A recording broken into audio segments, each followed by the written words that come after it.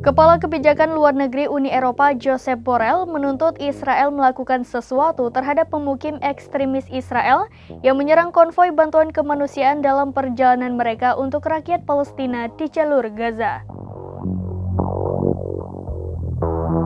Kepala Kebijakan Luar Negeri Uni Eropa Josep Borrell menuntut Israel melakukan sesuatu terhadap pemukim ekstremis Israel yang menyerang konvoi bantuan kemanusiaan dalam perjalanan mereka untuk rakyat Palestina ke jalur Gaza.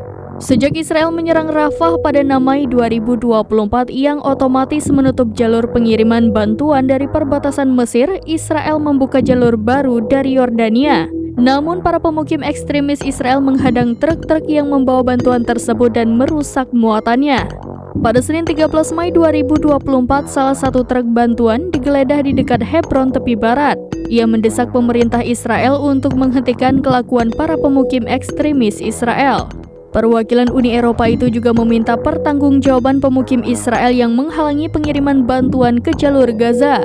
Kecaman muncul setelah penasihat keamanan nasional Amerika Serikat Jake Sullivan mengecam serangan tersebut dalam konferensi pers di Gedung Putih.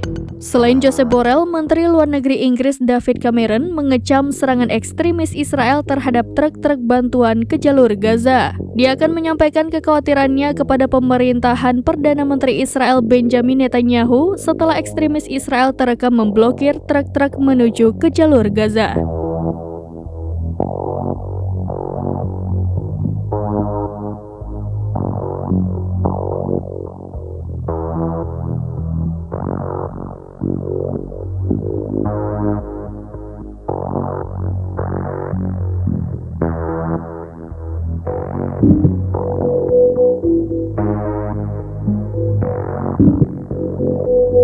Demikian informasi terkini Syederalun, saksikan terus berita lainnya di kanal YouTube Serambi News, website dan Facebook serambinews.com.